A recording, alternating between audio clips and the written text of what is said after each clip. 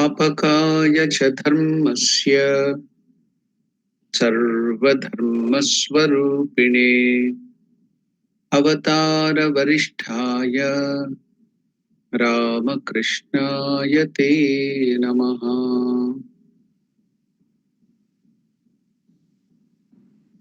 Namaskar to all of you. Welcome to the discussion of the Great Master Lila Prasanga, written by Shardanandaji Maharaj. Yesterday we were looking into the life of Sri Ramakrishna in Kamarpukur. After that intense 4 years of Sri Ramakrishna's spiritual practice, yes, Ramakrishna has now come back to Kamarpukur, and Mother Chandramani Devi is making many arrangements to regain his health back, thinking that he has lost his health. Now we shall see what is happening there in Kamarpukur. Let all of us, like in the beginning we were visiting Kamarpukur, so we shall now go there to Kamarpukur and see what Chandramani Devi is doing, and Ramakrishna's sadhana, how will it progress forward here too. So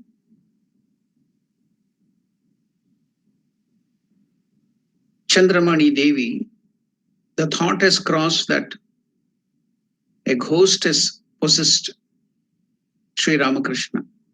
Now when she heard others talking in the same strain, she resolved to call an exorcist for the good of her son. The master used to say, one day an exorcist came, burnt a wick sanctified by mantras and made me smell it. He said, if it is a ghost, it will flee. but it was of no avail. Afterwards, worship and other ceremonies were performed with the help of a few famous exorcists, and a Chanda was invoked. I told you that Chanda is a fierce demigod. So now that Chanda will now appear due to different mantras on a medium. The exorcist will become the medium, and he will possess that medium or that exorcist and start speaking, and he will take control of the situation and help them to chase away that ghost.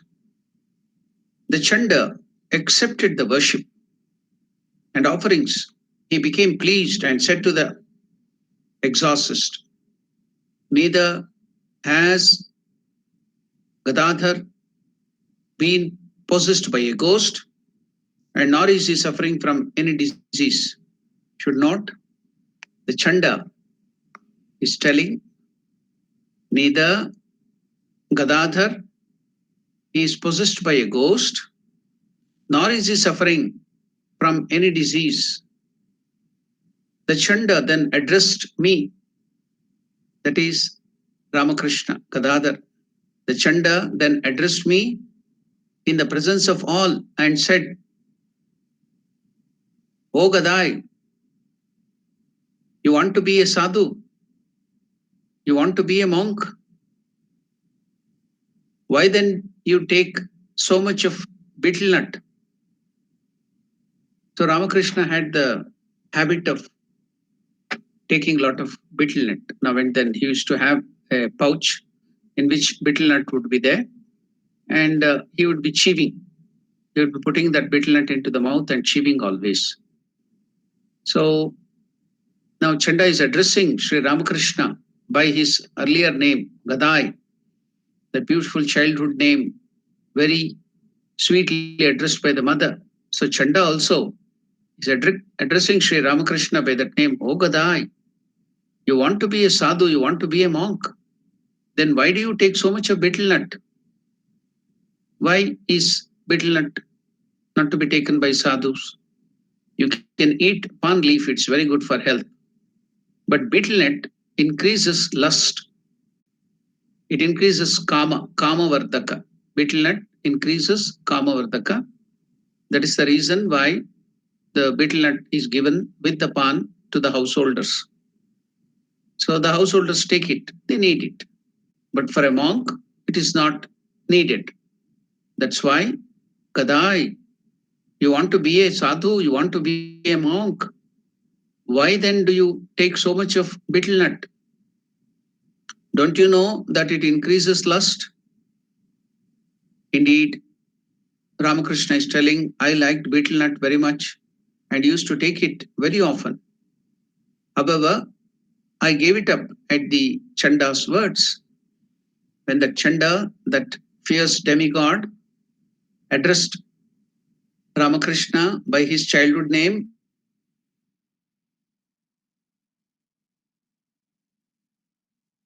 you want to be a sadhu, you want to be a monk, then why then do you take so much of betel nut? Don't you know that it increases lust? Indeed, Ramakrishna is telling, I like betel nut very much and used to take it very often. However, I gave it up at the Chanda's words. Then now it is sure it is not a ghost which has possessed. Disease also. So everybody came to know because that demigod Chanda told this to the people there. Then the master was about to complete his 23rd year. To a great extent, he regained the normal state of his health during his stay at Kamarpukur. Now, when I used to stay in India in Bangalore, we also knew a place in Bangalore and also some 70 or 80, 100 kilometers away from Bangalore. There is a place called Dasrigatta. There also there was one temple. There one deity was there, the Divine Mother's fierce manifestation of Divine Mother. Its name was Chaudeshwari. And another temple was there in Bangalore too, in Mattikere. There lived a Brahmana. And this Divine Mother, fierce aspect of the Divine Mother, Chaudeshwari used to manifest. I've gone there and seen before joining the order. So it would come, it would possess the body of that Brahmana in Mattikere, that place called Mattikere. So I don't remember the name of that Brahmana who used to be there. So the Divine Mother was manifest, possessed that medium. And she used to talk, not talk, she used to write in the left hand on a board. She used to not talk, she used to close the eyes. That Brahmana then used to close the eyes and it would get manifested and it would start writing. So my Purvashrama, that is my pre-monastic sister, had taken me to that place when I wanted to join the order as a monk. So she was a little apprehensive whether I would continue my stay. As a young boy of 19 or so, 18, when I had the desire to join the ashram as a monk, she was very happy about that, but she was afraid in future he may come out of the monastic life, or can he continue? Does he have the sufficient strength to be a monk and continue? Or due to the worldly attraction, after some time she might come back, and will the family not get a bad name? So she wanted to confirm by this Divine Mother, the fierce aspect of Divine Mother, Chaudeshwari, and she took me there.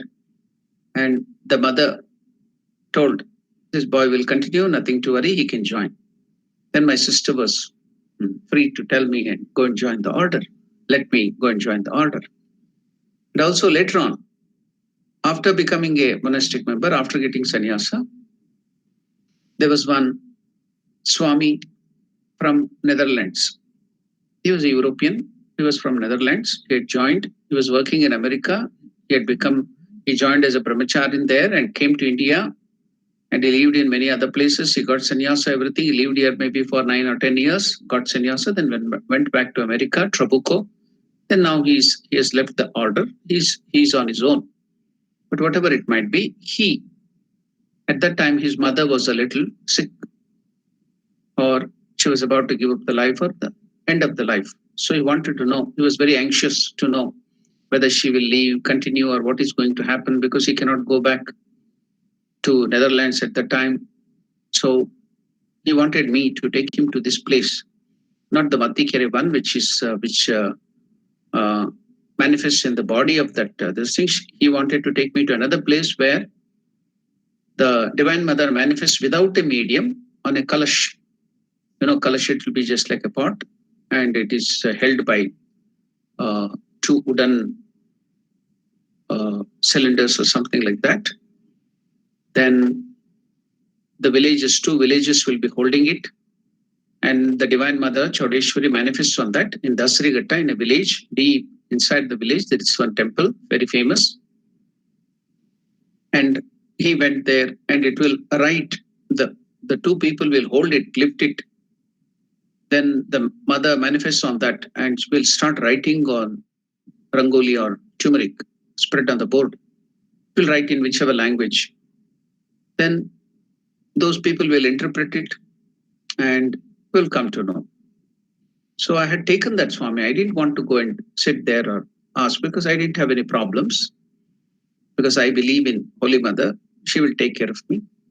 Whatever good or bad, it is my Divine Mother, Holy Mother, and Ramakrishna will take care of me. So why should I ask for anything? That was my attitude. But the Divine Mother, they invited me to come and sit to talk. So then the Divine Mother manifested on that, who was manifested on that kalash, and started writing. Those two people. The first question asked was, because I was looking after the students there in Ramakrishna Vidyarthi Mandiram. So the first question, because those two people do not know that I am looking after education institution. There are some villagers there. The mother wrote there. How are the children in the institution? Well, they are all very good, mother. But then she asked another question. Then why do you worry unduly over them? Then I told mother, Ramakrishna has given me the in charge, be the head of that institution, look after the children. The parents bring them and put them there, and with great faith. So we have to see that the boys don't go astray. They study properly. They get good marks. So I have to worry. I have to do the thing. The next question. Next, this thing she wrote. Why are you unduly worried about them? You do your duty. Do not worry. Do you think this world is yours? You are created. They are my children. They are not your children. They are my children. It's my responsibility to take care of the whole world and the children. Why do you worry about that? You do your duty. That's all. Do not worry. Everything is taken care of by me. The Divine Mother is responsible for everything. So you don't worry. You just do your duty and leave everything on the Lord. That was such a beautiful statement given by that mother then. All that stress, all that tension of responsibility, duty, everything vanished. Yes, I will do my duty. And I was completely bereft of that stress at that time. So, like that in India, you can find so many things like manifestation of that. Same thing I saw in Gangotri. When I went to Gangotri in the Himalayas, so during the winter, because of the intense winter there, it will be minus 40, minus 50, everything will be covered by ice in the Himalayas. So they cannot worship the Divine Mother in that Gangotri. So the Purohits also, human beings cannot stay there. There will be 3, 4 meters, 5 meters of ice blocks like stone covering. So they cannot go to the temple. So they will bring back the image to the village 60 kilometers away in Dharali, where all the priests and other people stay, 60 kilometers downhill. And there they keep that mother and worship. So again, when the winter is over, they will take back the mother to Gangotri and worship her there. So before going, when she comes back, she comes on that just like this kalash. She'll be manifesting. The people will be carrying. So she will be dragging them. That kalash, mother manifested there, she will be dragging those people who are carrying them. So then on the way, people will be there. She will bless. So all that thing you can see that in Dharali, if you go there, Mother Ganga will manifest on that kalash. The people will be carrying it. It will be pulling them here and there, and she will be going and touching all the people, blessing them on the head. All those things I have seen in Dharali. So like that in India, it's a common thing. Wherever you go, in every village, nook and corner, there will be these type of exorcists and manifestation of mother, manifestation of these fierce gods like Bhairava. Then what do you call this? Chanda, and all those things will be there. So it's very common in India. So here too, you can see in those days, then you can imagine it will be still more people dependent upon these things, the village people, innocent people, to solve their problems. If there is anything they used to depend on. Nowadays, it's all more, they have learned about science and education, and they don't do that. Very rare people, even now, some innocent people, village people go to these places and get their problems solved in this way. Whatever that might be, the master, it happened in the life of the master like this. Chandramani Devi, the innocent mother, took recourse to these things and found out by the Chanda that there is no ghost possessing Ramakrishna or no disease. So it was due to the exuberance, manifestation of the divine sadhana that was happening. So these external symptoms and manifestations were not disease nor insanity. It was due to the intense manifestation of the divine inebriation of the Lord, because of the dispassion, the divine dispassion, the divine separation from the divinity, from Atman, was making him feel all those pain and other burning sensation. So nothing to worry. They are not disease. Then the master was about to complete his 23rd year.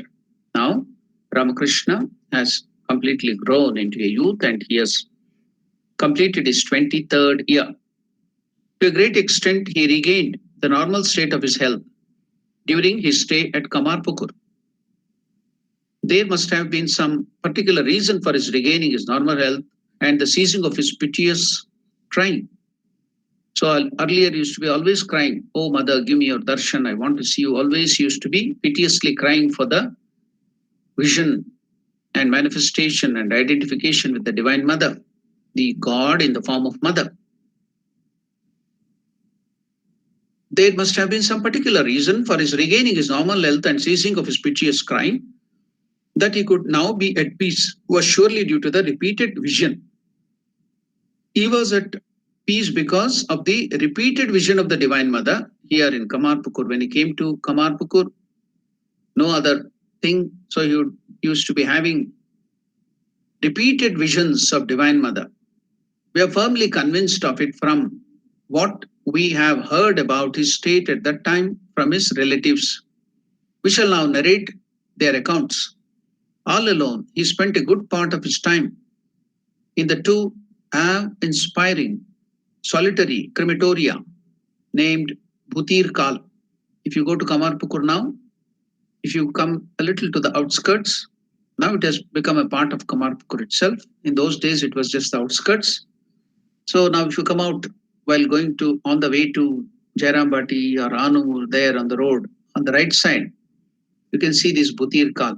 Now the railway station is coming and the railway track has been laid nearby so that cremation ground or Smashan Ghat was near this. There is also a small, what do you call, a stream of water flowing there. So first, when you come out, you find that football ground and you see that Ramakrishna, while he used to sit in meditation under that banyan tree, and that tree is also still maintained, it is still there. And that, if you still come out of that football ground, then you find that Bhutir Kal, the cremation ground. So now maybe they have shifted the cremation ground because the Kamarpukur has become quite a big village now. It has expanded, the population has expanded. So this Bhutir Kal, the awe-inspiring Bhutir Kal, that is the cremation ground. The master, we were told, would come frequent. He would spend good part of his time in the two awe-inspiring solitary crematoria named Bhutir Kal and Budai Moral on the western and the northwestern borders of Kamarpukur, respectively. So if you can go now to Kamarpukur, they will show you the places where he used to frequent and sit there in meditation, in solitary place. Now his relatives came to know of the occasional manifestation of extraordinary power in him. The master, we were told, went out from home with a few pot full of sweets.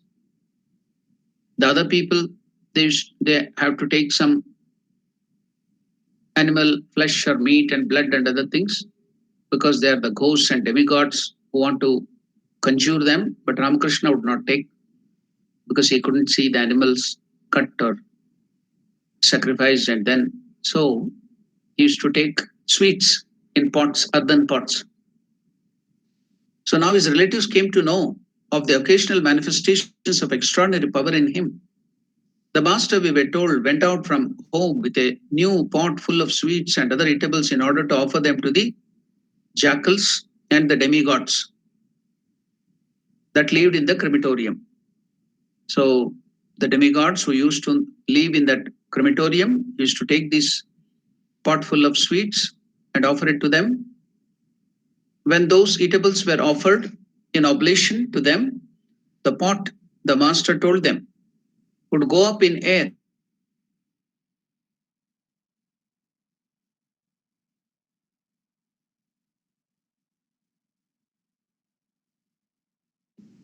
When is, you should note that it looks like something miraculous, but these are all common. When those eatables were offered as oblation to them, the pot, the master told them, would go up in the air and vanish into the void, and he could sometimes see those demigods with his own eyes. When his second brother Rameshwar found that he did not return from home even after midnight, he would go towards those places and loudly call his brother by the name. The master would hear him and reply in a loud voice, yes, brother, I'm coming. Don't proceed any further this side. The demigods might harm you. So please don't come near. You stay there. I will come. During this period, the master planted a seedling of Vilva tree, Bilva, the Bilva Vriksha, which is liked by Lord Shiva and the Divine Mother. Divine Mother always resides in Bilva tree. So Ramakrishna himself planted a seedling of Bilva tree and with his own hands in the Bhutir Kal crematorium. He used to sit under the old people tree and was there and he would be there and meditate and perform japa for long periods of time. So why did he select this place? First thing, it would be solitary. No human beings will come there. Only when there is death or something, so they will bring that dead body to be cremated there. Otherwise, people are so afraid to go to that place, nobody will come there. So there will be solitude. So that is what Ramakrishna want to be not disturbed by any human presence or any bustle and din of the people and other things. So he wanted solitude. So he used to go there. So he used to sit under that people tree. So even now you can see that place, the people tree. It is on the edge of that football ground. So during this period, the master planted a seedling of Vilva tree with his own hands in the Bhutir Kal crematorium. He used to sit under the old people tree that was there and meditate and perform japa for a long period of time. From what the relatives of the master told us, it appears that the painful want that he had been expressing for the vision of the Divine Mother was now removed by some extraordinary spiritual visions and experiences. When we study this period of his life, it seems to us that he was now having constant visions of the Divine Mother. Divine Mother's form constituted of pure consciousness and extremely gracious to the sadhaka. So that is called Dakshina Kali. You can see in the picture of the Kali, if the right leg is stretched forward, then that is Dakshina Kali. If the left leg is stretched forward, that is the Smashana Kali, or very fierce aspect of Divine Mother in her form of destruction. The right leg, if it is stretched, that's called Dakshina Kali, then the mother will be very benign. That's why it's called Dakshina Kali. So here, Ramakrishna used to have the vision of this particular form of mother. When we study this period of his life, it seems to us that he was now having constant visions of the Divine Mother's form, constituted of pure consciousness and extremely gracious to the sadhaka, holding in two of her hands, a sword and a severed head, and stretching out the other two hands in gesture of offering boons and absolute fearlessness. He was now molding his life according to her direction, received in response to his questions. He had, it seems, the firm conviction since then that he would soon have the unique fortune of having the Divine Mother's beatific vision constantly. So now he was guided by Divine Mother. Whatever doubts he used to have, he used to pray to the Mother. The Mother would come and answer him, guide him at every step. So now, finally, he came to know he was now molding his life according to her direction, the Divine Mother's direction, just like a guru. She is guiding, the Divine Mother is guiding her, guiding Ramakrishna at every step, received in response to his questions. He used to question whatever doubts he used to have, he used to go question the Divine Mother. He had, it seems, the firm conviction since then that he would soon have the unique fortune of having the Divine Mother's beatific vision constantly. We have heard not only of the master being engaged in such rites and ceremonies as feeding jackals and demigods, but also of his practicing yoga. As a result of which he was practicing yoga, that is the Raja Yoga, the different practices, the meditation, the pranayama, the Hatha Yoga. You see that he was an expert adept in that already. So he was progressing forward in different meditations of the Raja Yoga. So as a result of which he developed prophetic powers. So when you are doing this yoga, even in the earlier stages too, you will start developing so many powers. So now Ramakrishna also started developing prophetic powers. Hriday and many people of Kamarpukur and Jairambati attested to it, and we heard the same from Master himself. By now, the Master's mother and other members of the household had learned that by the grace of Providence, the disease which they thought he was suffering, they thought it was not a disease. So to the external, the people onlookers, it looked like a disease, but it was not. disease, but it was divine inebriation. So by now, the master's mother and the other members of the household had learned that by the grace of providence, the disease which they thought was he was suffering from had abated to a great extent, for they noticed that he did not now cry piteously as before and took food at proper times, and that all his other actions and behaviors were just like those of ordinary persons. But the fact that he used to go very often to the cremation grounds and sit for worship and meditation, putting off his cloth without any sense of shame, that he would get annoyed at the interference with his prayer and meditation. So we are told that he used to sit there naked in meditation to give up all that bondages. So, like the Ashtapashas, shame, aversion. So, when you go to God, you should be not having that. Even while we are doing the puja, we are supposed to wear unstitched cloth. So generally, because we are in the midst of the people, we want to cover our body. So, we cover our body with the banyan and this thing. But otherwise, you have to wear, while you can see in India, even now when they do the Homa, Havan, and Puja, the traditional people, they wear only the dhoti and uttariya, the upper cloth.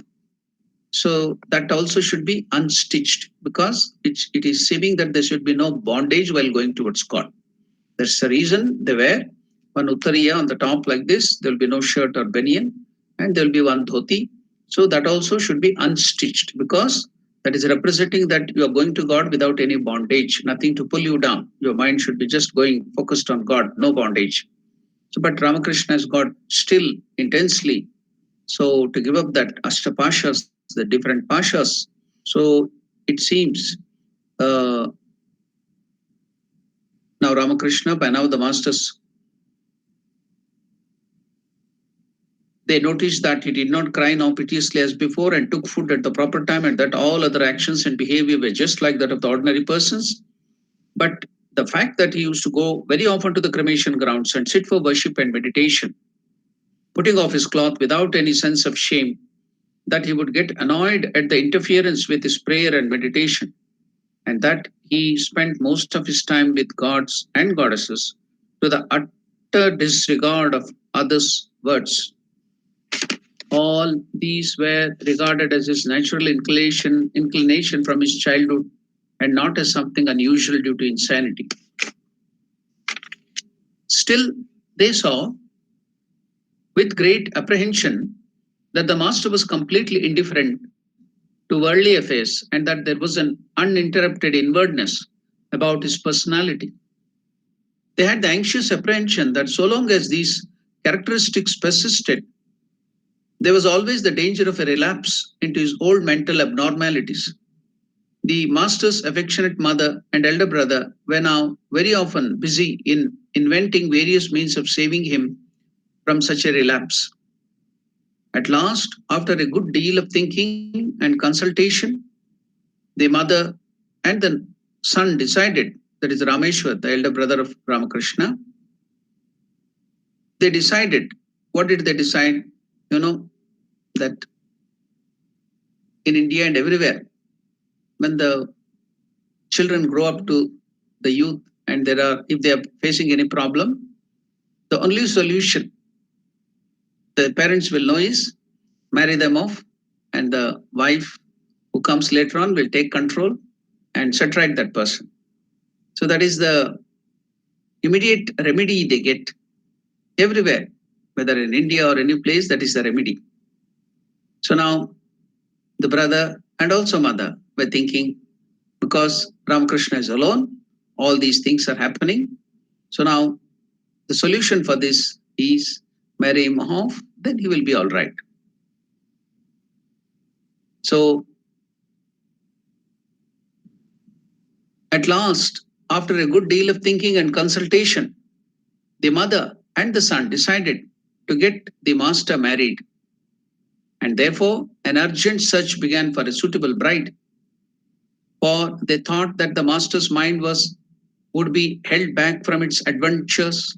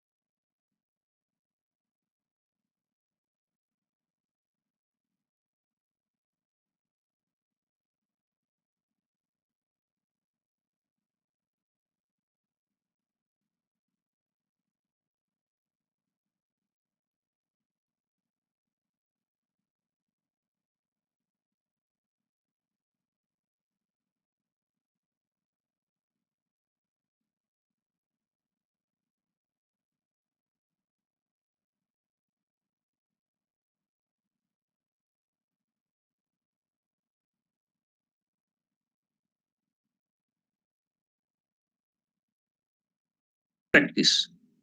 175 years back or 200 years back, when Ramakrishna lived, or even before that, it was not the dowry which was collected, but it was the reverse thing.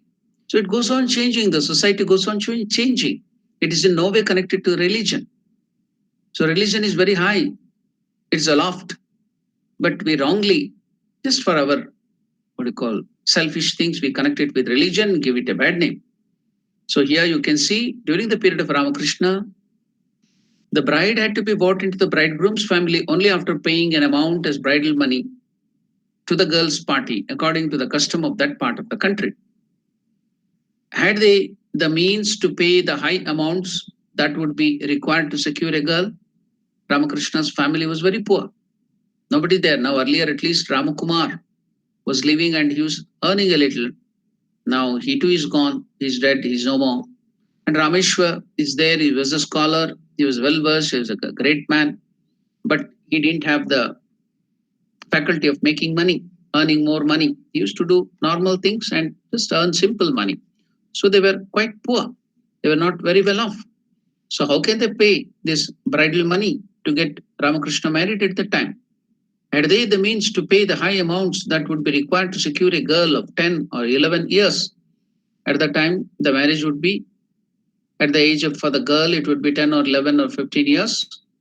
Then for the boy, it would be something like 20 or 19 or 18. So generally the boy should be a little older than the girl. So that is the custom. So now, had these people, that is Chandramani Devi and Ram Kumar, had they means to pay the high amounts that would be required to secure a girl of 10 or 11 years, they hesitated. They had postponed Gadadhar's marriage till then, only because they could not raise the required amount on account of various mishaps in the family. Had he been married long before to a girl of 5, she would have now grown up by this time to attract her husband's mind and could have taken upon herself much of the management of the family. In any case, what was destined to happen had happened. There would be no more delay. So they sought for a bride all around. They started searching. Rameshwar and mother now started searching for a good bride. So everywhere in the nearby villages, they're asking for a bride to Ramakrishna. However, secretly, the consultation between the mother and the elder son took place. The shrewd master came to know of it very soon, but he did not raise any objections.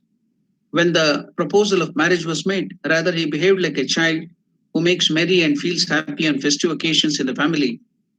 Was it because he got an affirmative reply to this question from the Mother Universal that he was in such a mood of merriment? We all know that at every step Ramakrishna used to take, used to consult the Divine Mother and then proceed accordingly as the Divine Mother guided him. So we know from the beginning Ramakrishna is doing that.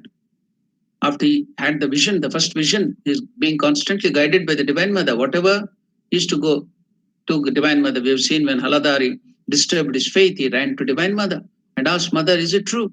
Then Mother had to console him.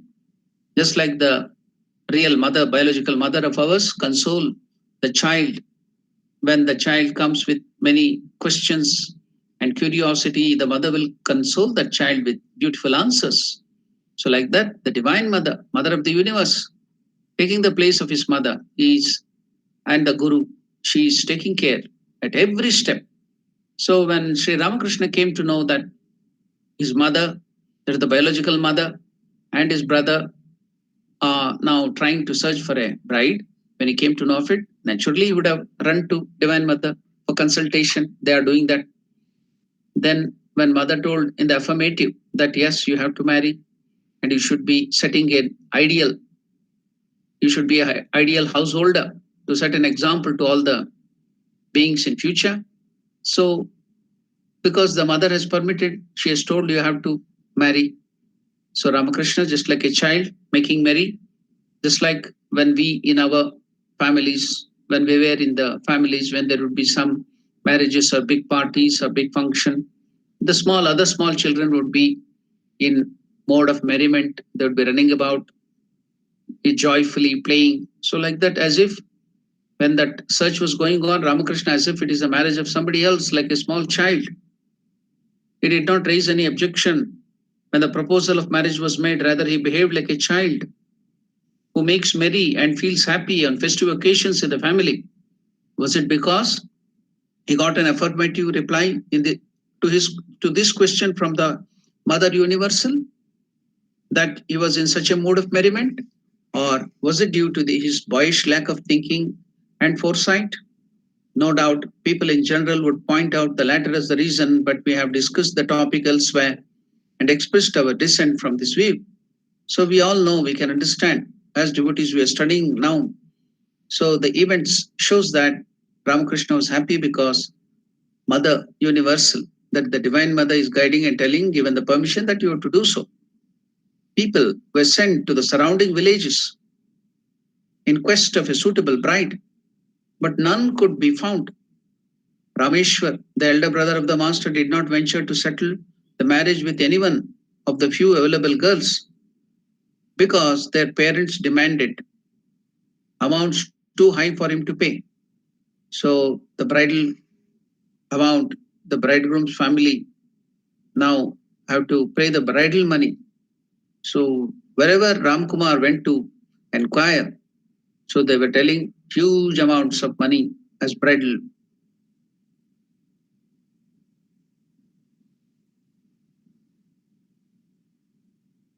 money. So Ramkumar couldn't venture to ask the people in the neighborhood.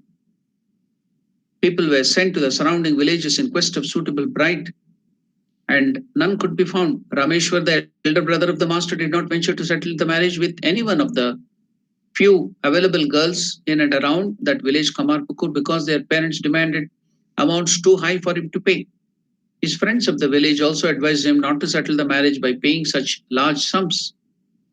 Chandra Devi, however, became very anxious, for she was arranging this marriage for what she considered necessary for the future of her beloved Gadadhar, for his well-being and stability in years to come, and not for the mere personal excitement of a marriage celebration to brighten the gloom that had befallen her after the demise of her godlike husband and her eldest son, Ramkumar. Therefore, she could not rest satisfied with the thought that the bride was not available. A vigorous search was made again. As no suitable bride could be found in spite of their search, the master's mother and brother became extremely worried when one day the master suddenly went into Bhavasamadhi. So Ramakrishna one day went into Bhavasamadhi, a very high state, the spiritual state in Bhavasamadhi. Ramakrishna himself went to that Bhavasamadhi and said to the parents, that is the mother and the brother. Then what was that prophecy Sri Ramakrishna told in that Bhavasamadhi from the higher state? Ramakrishna told in that Bhavasamadhi, it is useless to search here and there. Go and search in the family of Ramachandra Mukhyopadhyaya of the village of Jairambati. The bride has been marked with a straw and kept reserved there. So Ramakrishna in that Bhavasamadhi told, stop searching here and there. Go to that village called Jairambati. It is useless to search here and there. Go and search in the family of Ramachandra Mukhyopadhyaya of the village of Jairambati. The bride has been marked with a straw. So in the villages in India, the farmers especially, they have a lot of trees, fruits and other things will be grown.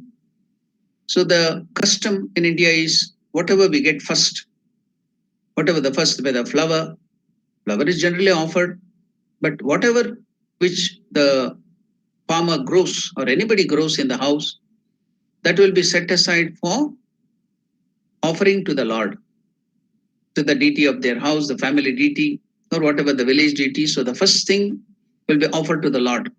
So how to do that?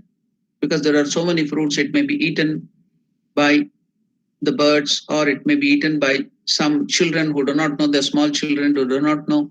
So the first fruit or the good fruit or the best fruit will be tied, covered in the tree itself with some straw, so that the crows or other birds cannot come and pick it, or even the small children will come to know that is set aside for the offering of the god and nobody will go to touch it. So that is a custom in India. So they will set aside that fruit. They will tie some straws and other things to that fruit, and it will be protected and it will be offered the first offering to the God. That is a custom. So everything is offered to God first, whatever they bring.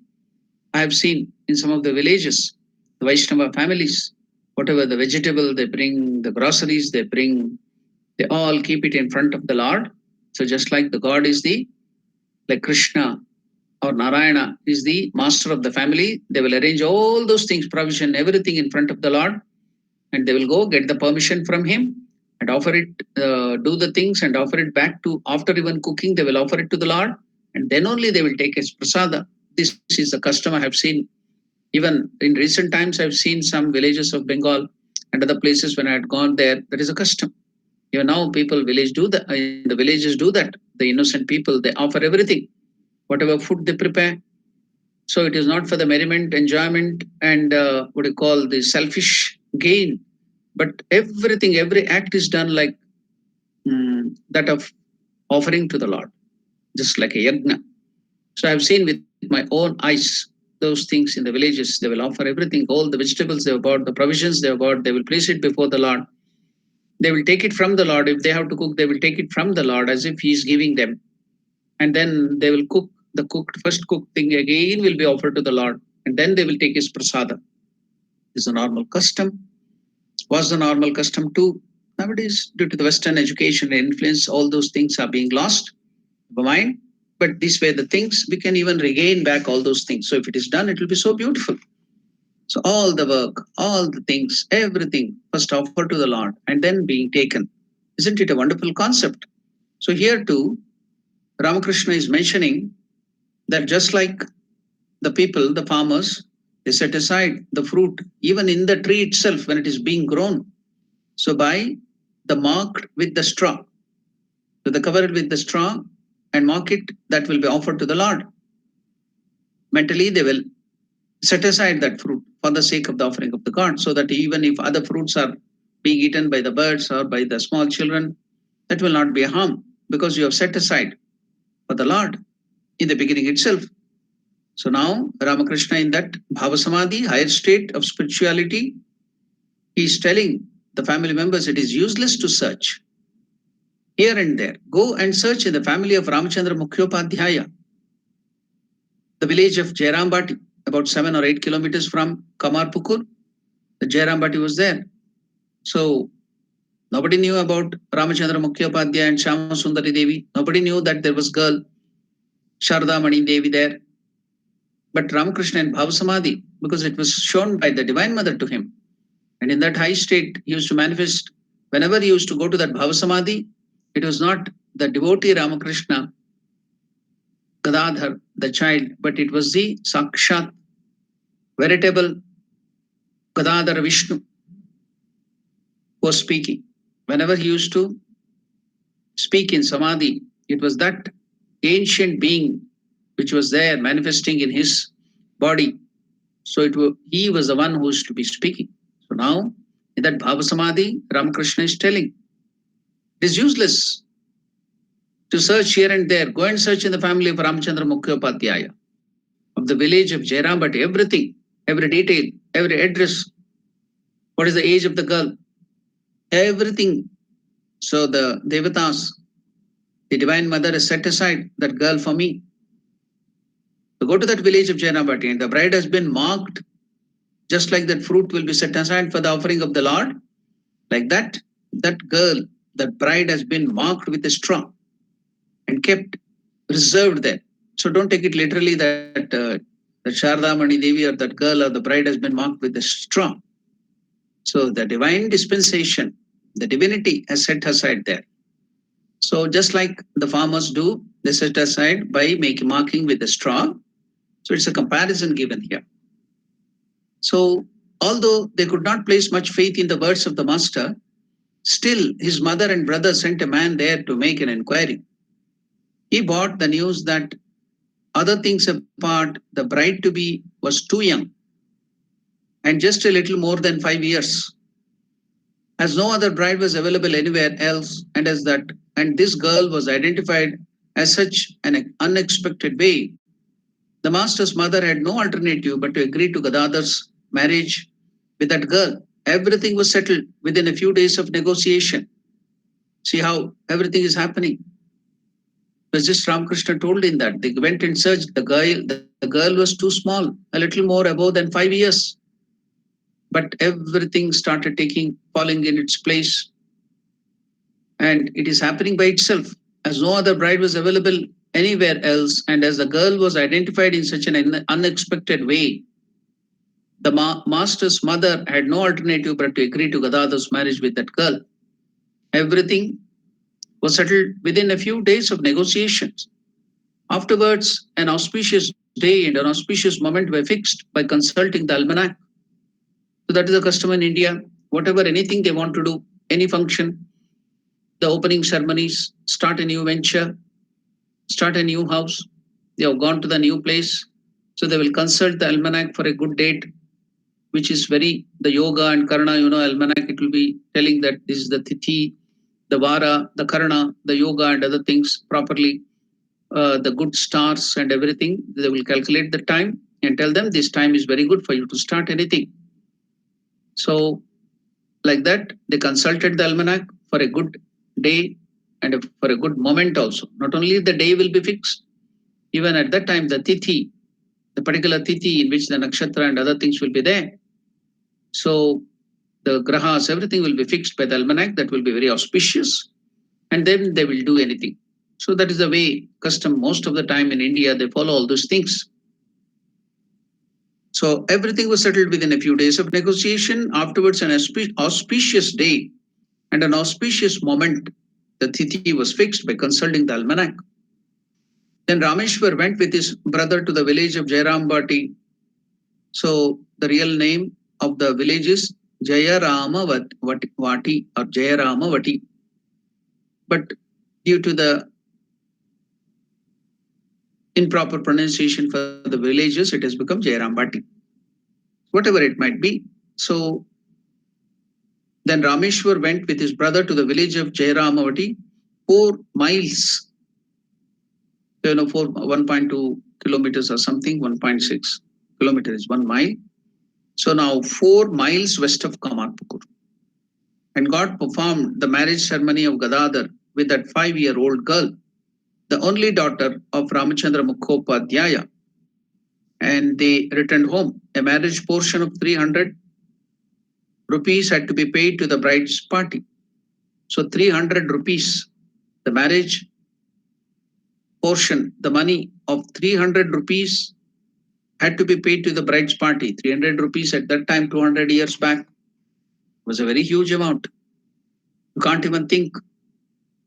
We have seen our Purvashrama or the pre-monastic elder people used to tell within just 1 pice, just like our cent. Yeah, South Africa. So within 1 pice, they used to get so many kgs of rice, so much of vegetables, so many things they could purchase just with 1 cent. So that was the period at that time. So it was less costly. Now the inflation and so many other things, market management, so many things, everything is going up. The price is rising high. But then we have seen with 1 pice, they used to go and purchase so much of rice, so much of vegetables, so many other things, spices, just within 1 pice. I've seen with my own eyes. I have handled even 1 paisa, 2 paisa, then 5 paisa, 10 paisa, 25 paisa. All those things we have handled. Now they don't exist at all. Very rarely can you see that they will round up. Even in the auditing section, we have seen when we are doing the auditing of that institution. So if it is just paisa, they would round it up. So now that concept is gone, paisa and other things. Now the cent and everything is there. I can see it here in South Africa, cents are there.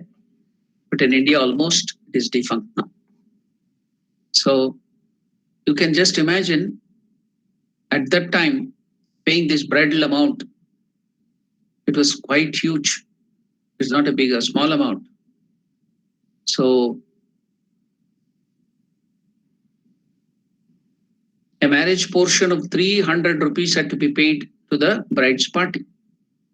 It was the month of May. 1859, and the master had reached his 24th year then. So when Ramakrishna was married to Mother Sharda Devi, Ramakrishna's age was 24.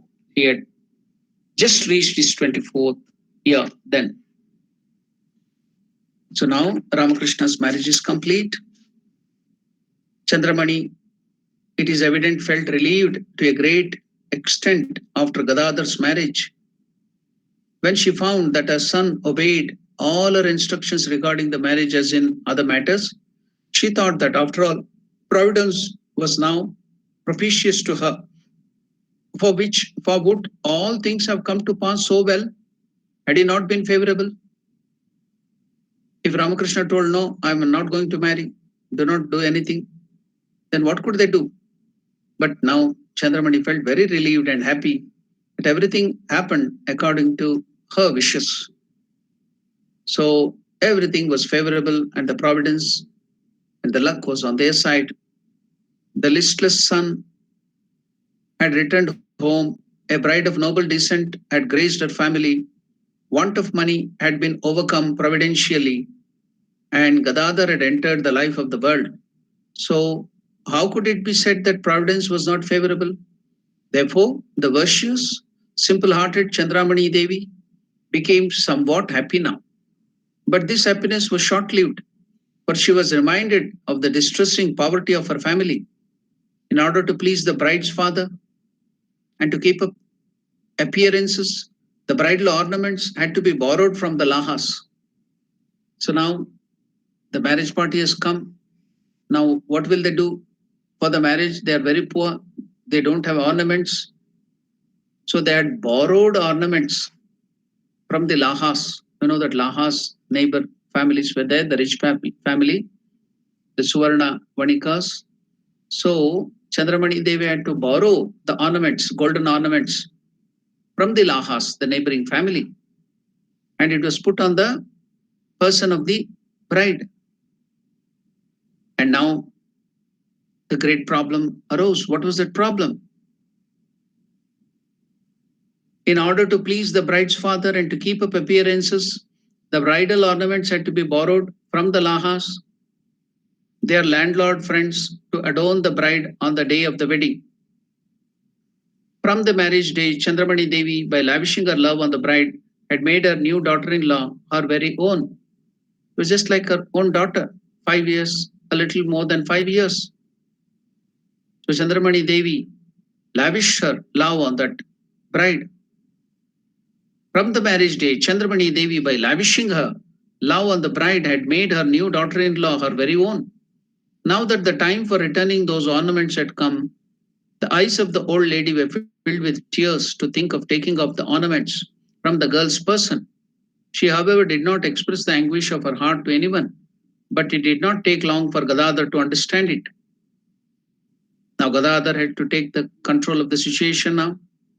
Ramakrishna himself, he pacified his mother with a few words and took off the ornaments from the person of his sleeping wife so deftly that she could not know at all. The ornaments were immediately sent back to the lahas. But the matter did not end there. The intelligent girl, when she woke up, small children, they're fond of ornaments, and especially Sharda Devi, who was the Ramakrishna used to call the avatar of Saraswati. And the mother and father had the vision that Lakshmi is coming to their house. So how could the goddess Lakshmi part with the ornaments? And now she's a small child. The small children are very much fond of ornaments and other things, toys. So now when that is removed from her person, that young child, the intelligent girl, Sharda, when she woke up, said, "Where are those ornaments I had on?" With tears, Chandramani Devi took the girl on her lap and said, by way of consoling her, "My dear child, do not worry, do not cry. My child, Ramakrishna, Gadadhar, will give you afterwards many, many ornaments better than those." The bride's uncle came that day to see her, and when he came to know of this, he expressed great displeasure and took Sharda Devi away. She carried that bride's uncle He took away Sharda Devi back to Jairam Bhatt. He was so angry. The child is crying because you have taken away the ornaments. He became very upset. You know, these are all there in the family ways. You people will be knowing better than me because I'm not used to these things. So you will be better equipped to know all these things, this condition. The uncle got angry for flimsy reason. And now that child, small child, easy to carry. If it was a big bride, then you have to take her with a vehicle or something. Now the small child of 5 years, he carried her to back to the house to Jairam Bhatti. So the bride's uncle came that day to see her, and when he came to know of this, he expressed great displeasure and took her away. Took Sharda Devi back to Jairam Bhatti. What will that child know? Chandramani Devi was once more rudely shocked, but very soon the master removed the pain of hers in his playfulness and his jocular remark. So Ramakrishna, in a joking way, in a humorous way, remarked, what did he tell? Let them say or do whatever they like. The marriage cannot be annulled now. It is not the modern day. Now, in modern days, even the smallest flimsy reason, the marriage will be broken, and for very silly reasons, because of our egoistic attitude, there will be divorces. So that they don't even care for the family life. We have been seeing now here, everywhere, not only here in India, every part of the world, divorces and so many other things are happening for very small reasons. But then it was believed once it is married, they cannot be parted. Nobody can get divorced like that in the Hindu custom. Nowadays, all that things are gone. Even the bride and the bridegroom would not have seen each other until the marriage. Even during the marriage, they will be putting a cloth in between, not to see. Only after the marriage you can see the girl. So now that all those things are just what you call symbolical things will be done in the marriage, that spirit of that is lost now. But whatever that might be, here Ramakrishna, because that was the olden custom, where once married they couldn't be separated. So that old spirit was there. So Ramakrishna is remarking in a jocular remark. So because the present day children, the present generation people, they can't understand if I don't explain what is happening. How can that be? Once married, they can't be separated. Ramakrishna is remarking like that.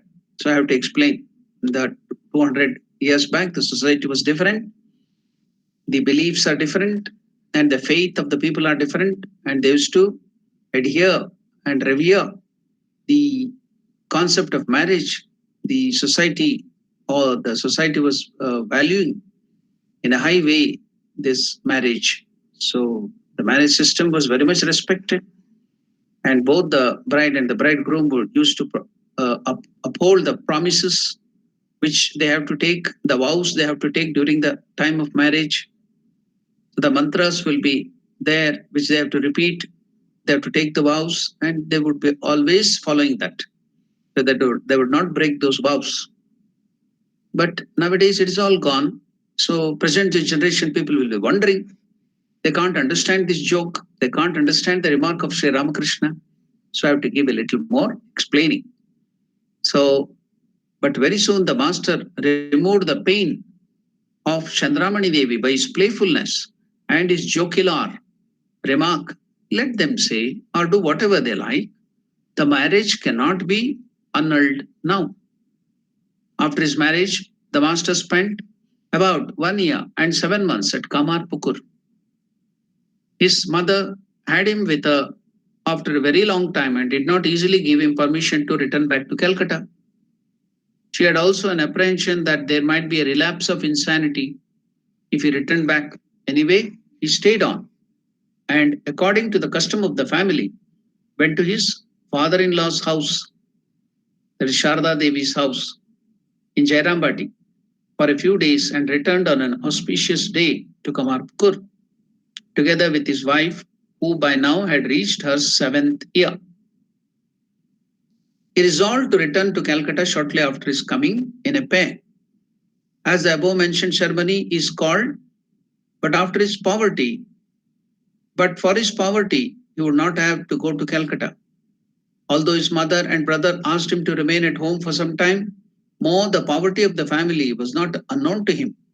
How then could the affectionate and loving heart of the master remain free from anxiety, fully knowing that this condition as it did? He did not comply with their wishes but returned to Calcutta to the Kali temple and took over the charge of the Divine Mother's service again.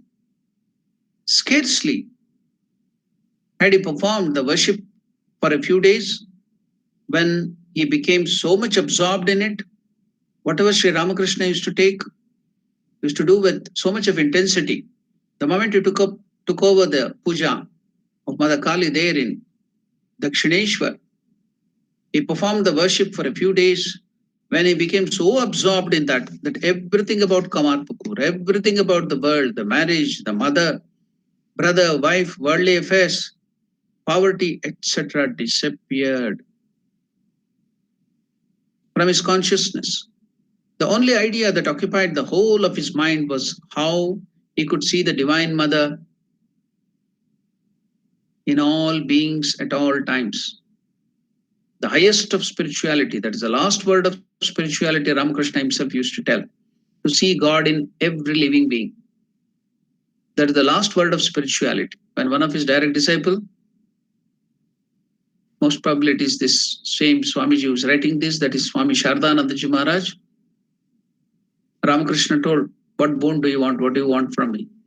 Then Shardanandaji Maharaj replied, I want to see God, manifestation of God in all the living beings. And Ramakrishna told, that is the last word of spirituality. Why do you want it now? You will get it. You will get it in future. Don't worry. We're going to get it that. Not now. So during the last days, when one of the disciples asked Shardanandaji Maharaj, is your wish or the boon of Ramakrishna fulfilled? Shardanandaji Maharaj replied, yes. I can see the Lord in every living being.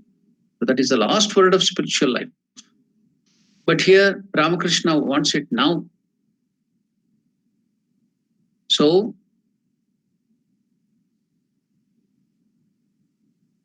the only idea that occupied the whole of his mind was how to see the Divine Mother in all beings at all times. His chest became reddish again on account of continuous japa, repetition of the name of the Lord. You have all been given the mantra Diksha by the Guru. So repetition of the name continuously, always, that is a goal. So on account of continuous japa, remembrance of God and reflection and meditation on Him, the world and all talks thereof appear to him as deadly poison. That terrible burning sensation came on him again, and sleep vanished as it were into the air. But as he had already experienced such physical and mental state once, he was not completely overwhelmed by them as before. Again, he got into that turbulent mode of intense spiritual practice. We were told by Hriday that directed by Mathur Babu, Ganga Prasad, the reputed Ayurvedic physician of Calcutta, prescribed for master medicines like Chaturmukha pills and Madhyama Narayana and other oils, one after another, for the cure of his sleeplessness, excess of humor of wind, vata, the burning sensation of his body, and other symptoms.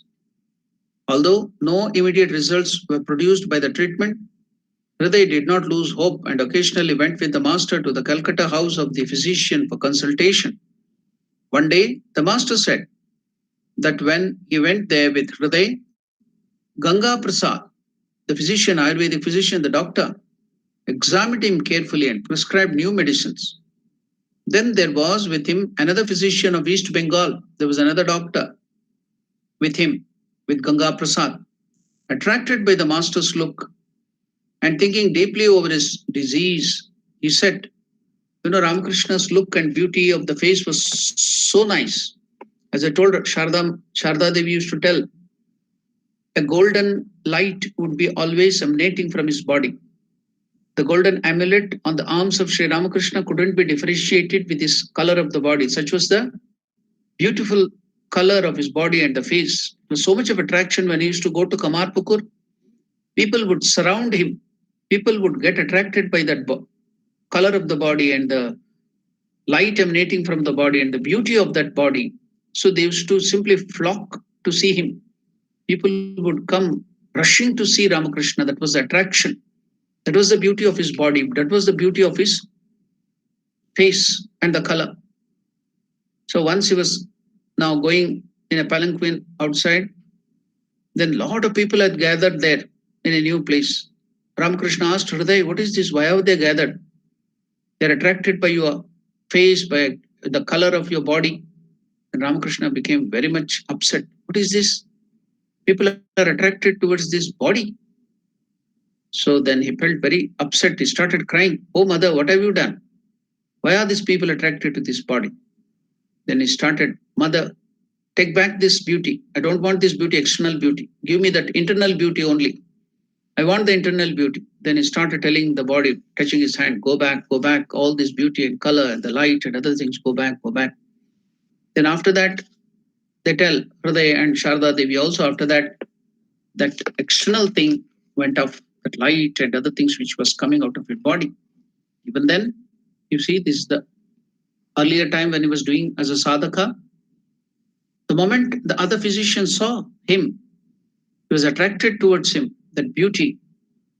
So then there was with him another physician of East Bengal, the doctor, attracted by master's looks and thinking deeply over his disease. He said, it appears from the symptoms that he is not in a state, he is in a state of divine inebriation. This is not a physical disease.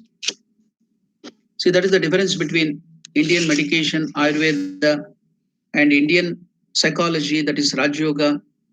It's not only dealing with the diseased mind, but the present day psychology and this thing, they deal only with the diseases.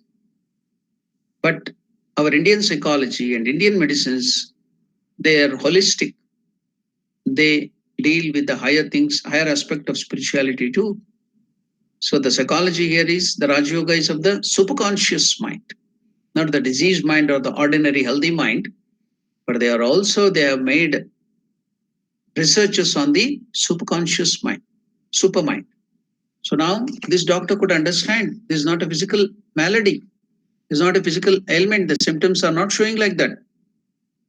So that another physician from East Bengal, attracted by the master's look and thinking deeply over his disease, he said, it appears from the symptoms that he is in a state of divine inebriation.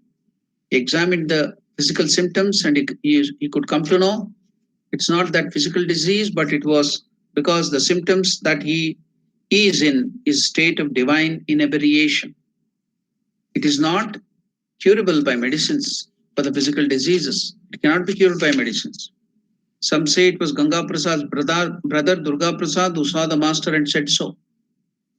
The master used to say that this physician was the first person to ascertain the real cause of his physical changes, which appeared as a disease, but nobody then believed in his words. Time passed on. Thus, Mathur Babu and other friends and well-wishers of the master grew more anxious and went on trying various treatments for his extraordinary disease. But the disease was on the increase and showed no sign of abatement. Gradually, the news again reached Kamarpukur. Having no other alternative, Chandramani Devi undertook a complete fast. Again, another practice in India. What is that? Whenever there is difficulty, you see in South Africa and other places, they will start chanting Hanuman Chalisa. They will start making votaries, vows to the Lord so that that problem will be solved. But in India, there is another system. You know that's why you can see that Gandhiji followed that system. What is that? Civil disobedience, giving up food, you would be fasting. So that is there in common in India. When they have some problem, people will go to the temple or to the deity or to their house deities and they will do the prayopavesha or this upavasa satyagraha. So they will give up food, they will give up water, gradually water, and go and lie in the temple as a protest with the Lord until unless you fulfill my desire, until unless you solve the problem of my family or myself, then I'm not going to take my food. I'm not going to drink water, and I'll give up my body here.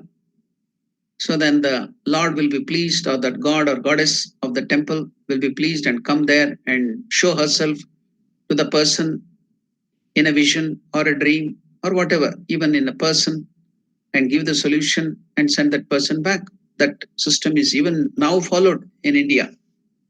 So that is how the civil disobedience, like that, it is divine disobedience.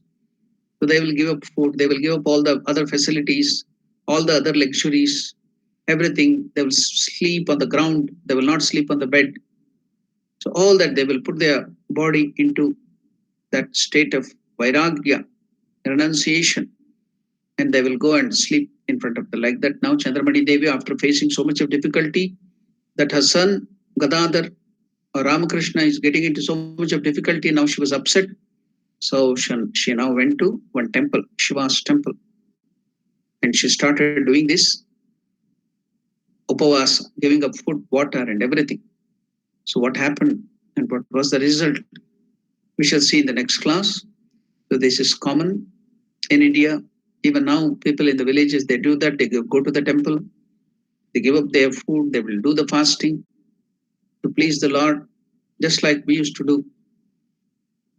I myself, in my pre-monastic days, when my mother would be angry on me for my mischief or something, she used to scold me or she used to punish me.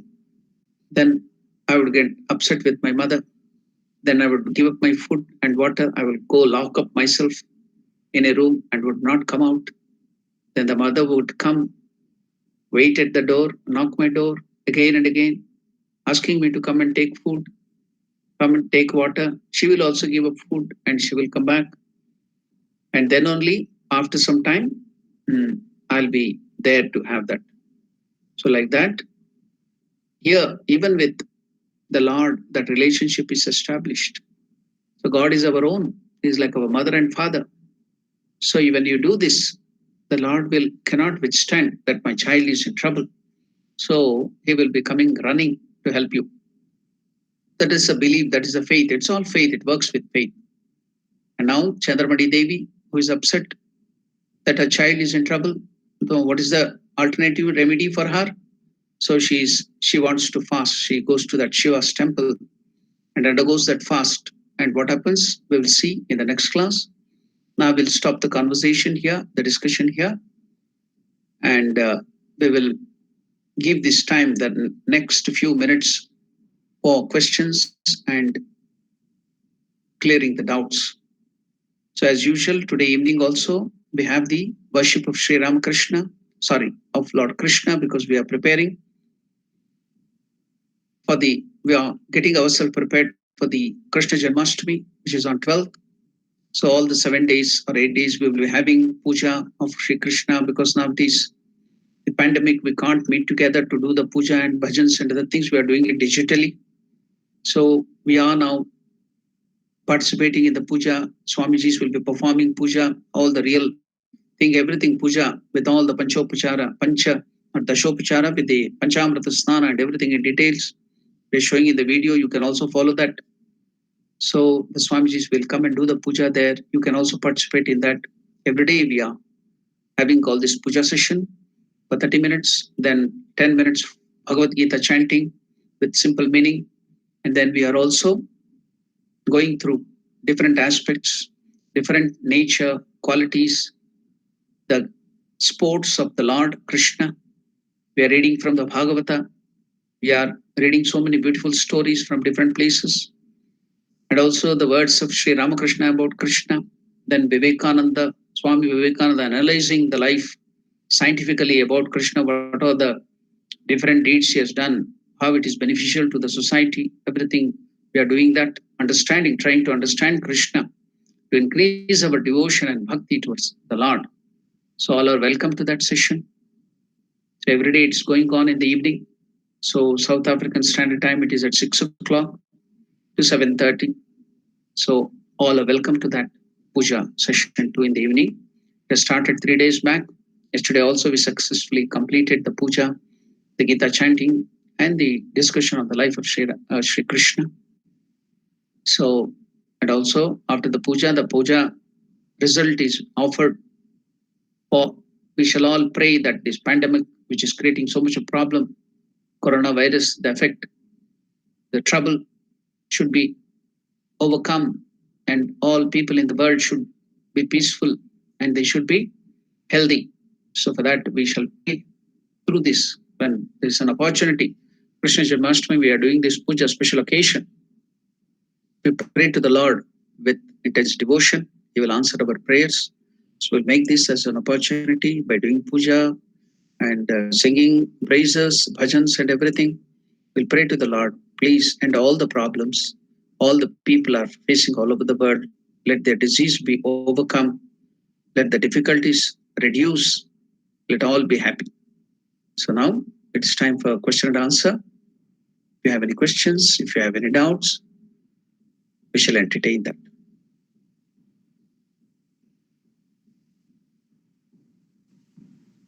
Om Namo Narayana. Om Namo Narayanaya. I noticed similar behavior patterns of Lord Shiva and Ramakrishna ji with regards to the bride, choosing of the bride, and the ability to go to the cremation ground for meditation purposes. So that was quite a nice thing there, which I just tried to point out. Yeah, even before birth, you know that Lord Shiva, from the Shivalinga, which is the near temple in Kamarpuku, nearby temple, we have that Yogi Shiva, Jogi Shiva. So from that, the light emanated and entered the womb of Mother Sharda Devi, showing that Shiva is also there. Gadadhar Vishnu from Gaya, Shiva, Vishnu, both of them are there. And also, while we have the experiences of Sri Ramakrishna, two children used to come out of that body, run here and there. So that is the Nitya and Leela, that is the Lord Shiva and Vishnu there in that body. Both of them are there. Fine, thank you.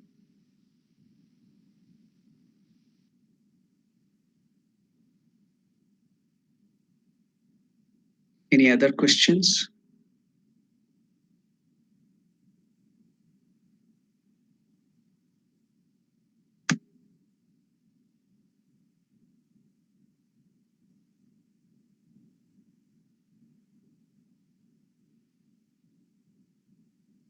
So if you don't have any questions or doubts, then I shall end the session with a prayer. Om Priyatam Pundarikakshaha Sarvayagneshwaro Harihi Tasmin Tushte Jagat Tushtam Prenite Prenitam Jagat Harihi Om Tatsat Shri Ramakrishna Arpanamastu